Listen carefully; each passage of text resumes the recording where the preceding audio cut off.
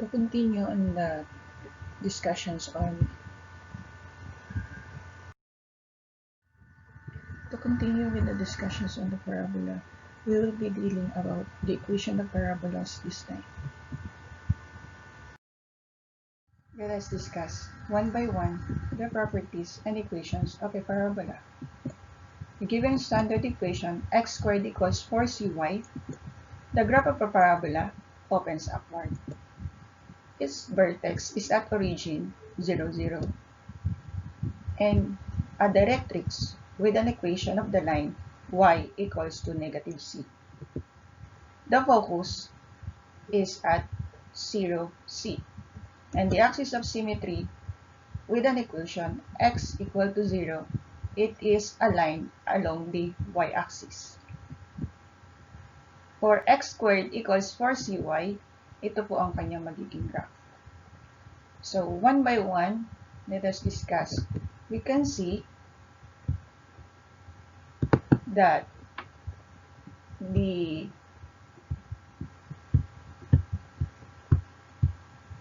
graph opens upward, pataas siya. Yung buka ng kanyang parabola ay pataas. So, nasa positive side. Yung origin, ang kanyang naging vertex, kung saan ito yung point na with an equal distance from the vertex and also to the directrix. Yung vertex at saka papunta sa focus at mula sa vertex papunta sa linya ng directrix, pareho daw yung kanyang value or the length. So, its length is equal to your C.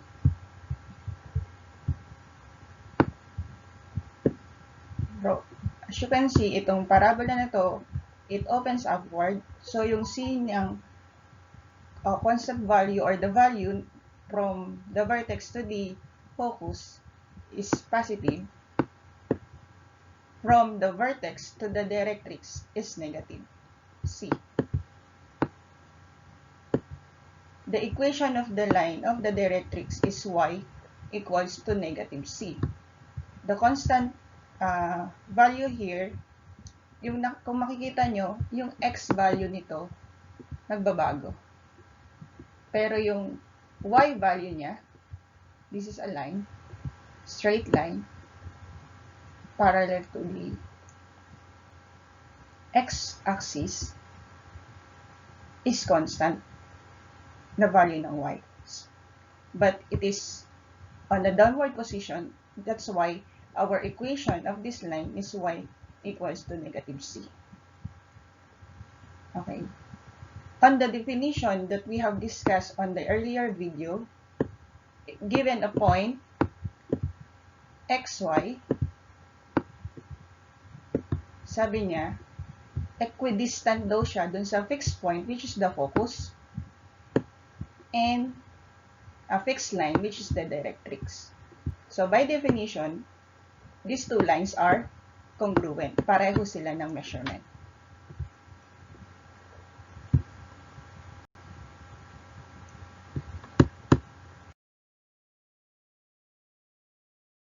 For the next parabola with a given graph, we have the standard equation x squared equals to negative 4cy.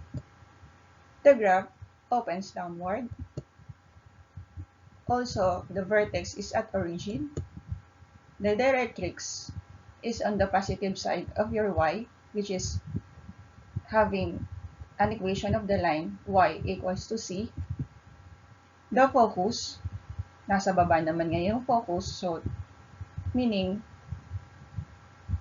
yung y value natin of the focus is negative. So, we have the coordinates for the focus, 0, negative c. And the axis of symmetry, which divides the parabola into congruent parts, we have x equal to 0, or it is along the y-axis. Ito yung tinatawag natin highlighter. Hanapin muna natin yung highlighter or the pointer. Ito yung tinatawag natin. Yung aking napindot.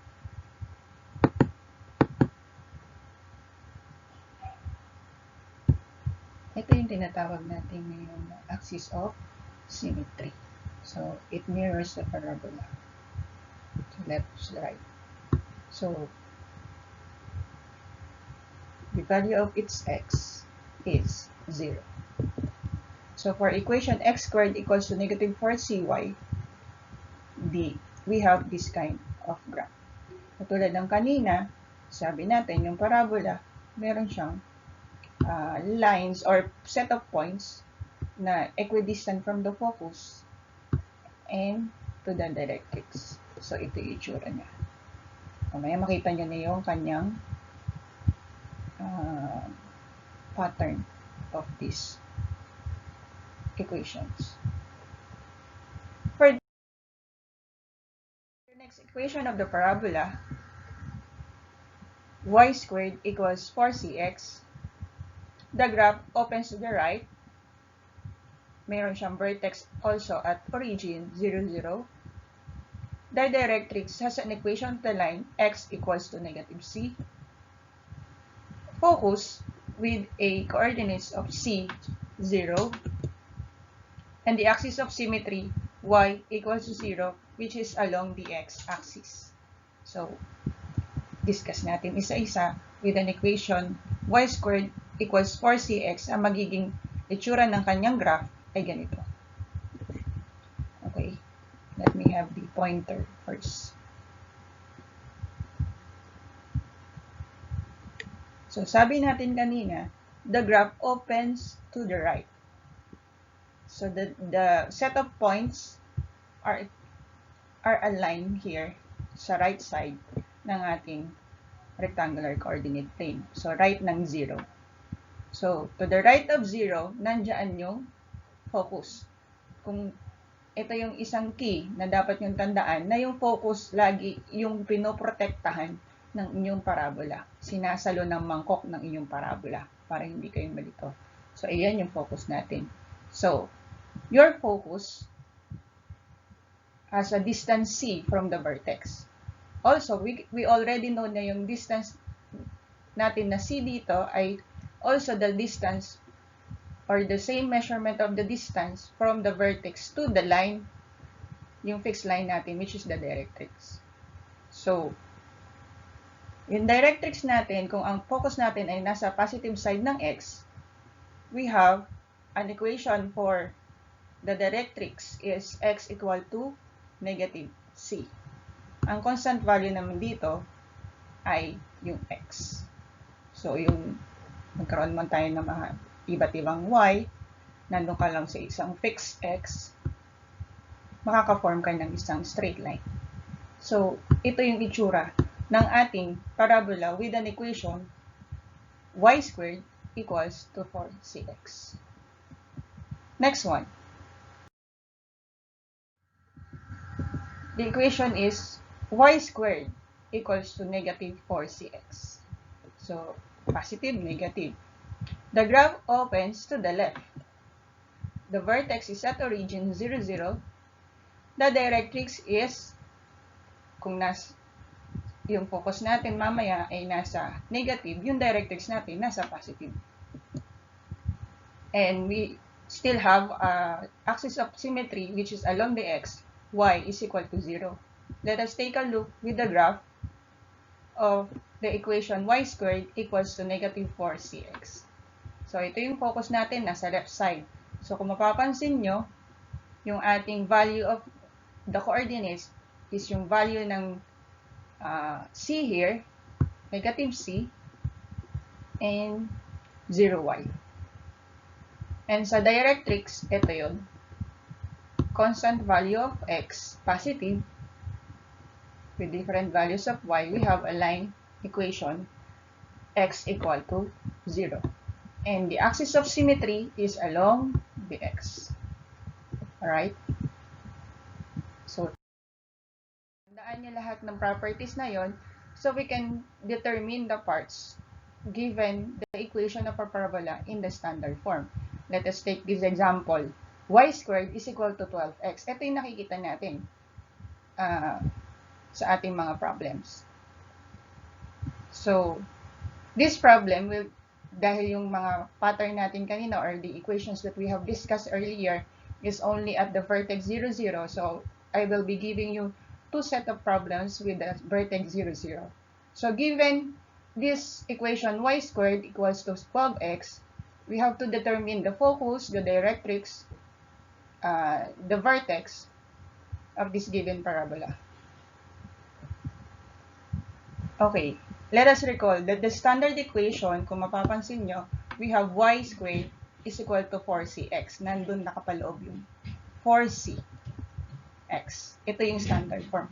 From here, nagkaroon ka ng equation na y squared equals 12x. Ito yung nakikita mo na naturally.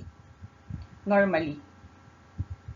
The graph, we know that the graph of this kind of equation opens to the right. So, meron na tayong clue. Eh, hindi naman siya negative. So, we have to, sa graph natin, kailangan natin, ang determine kasi doon yung distance from the focus to the vertex para makuha natin yung directrix tsaka yung value or the coordinates of the focus. So, to find C, sabi ko nga kanina, yung 4C na paloob natin siya sa 12. So, if we will equate 4C sa 12, 4C equals 12, para makuha natin yung C, we have to divide the whole equation by 4 or multiply it by 1/4. So, dividing 4C by 4, we have C. We cancel out 4. So, meron na tayo sa left side ng equation na C. And then, 12 divided by 4 is 3. So, therefore, the value of C is equal to 3. 3 na ang ating C. So, na-determine na natin yung value ng C. Ito. So, kung mapapansin mo, 4 times 3 is 12. Balik ka doon. Okay? So, this C, we know that the C is equal to the distance natin from the vertex to the directrix. So, we have the equation of the line x equals to negative 3. Kasi yung ating graph is opening to the right. So, opening to the right, nag-change yung, tama kaya ako? Tama. Constant value of x. Okay, so that we have a constant value of x negative 3. Pataas pala yung ating directrix kasi opening to the right. Mamaya makita natin yung graph. So, we have a focus. Sabi nga natin kanina, opens to the right, positive yung ating focus. We have 3, 0. So, ito yung medyo nalitaw kanina. Na yung directrix natin, negative 3, constant negative 3. Ito yung line natin for the directrix. And the focus is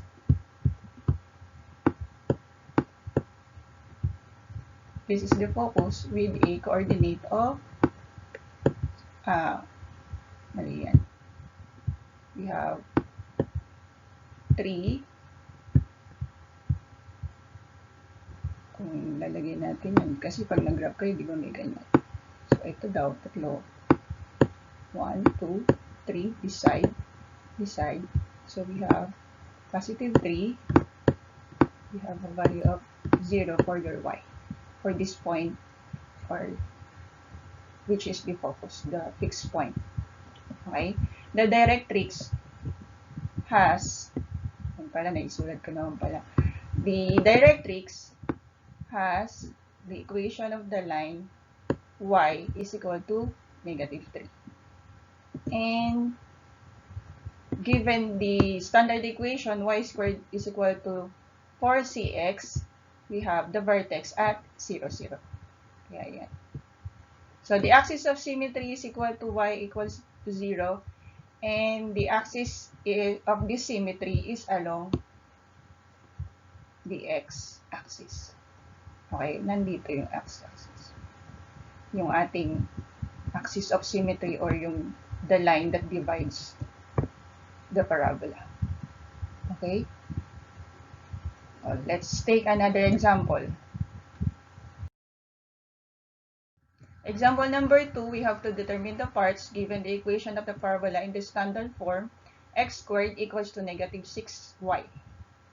So, the standard equation, pansinin natin, x squared equals to negative 4cy. Ito yung ating napag-aralan for the standard equation. Sabi natin kanina, napapaloob yung ating 4c dito sa constant value before the y.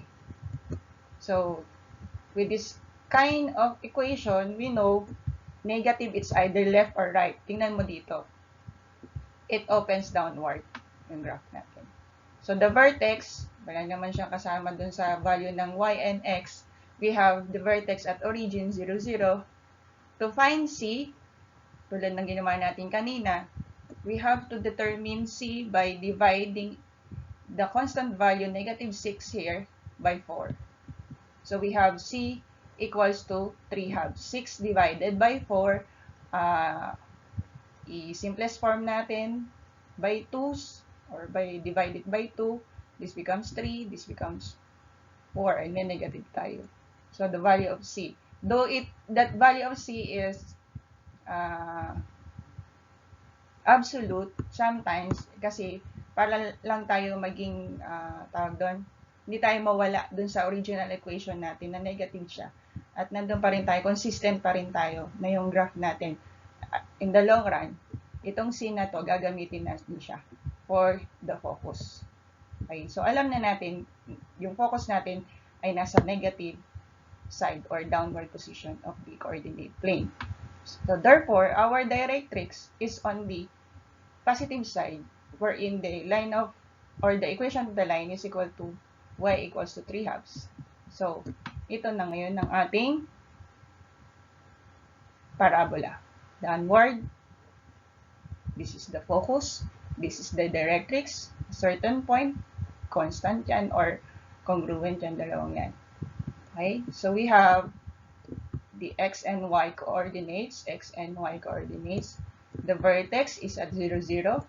The focus here corresponds to a value of 0x and the value of negative 3 halves. Ito yung nagbago natin. So, yung distance dito, nagbago. Fix ang ating x, nasa 0. And the directrix, sa line, positive, yung opposite side ng ating focus, we have y is equal to 3 halves. Okay?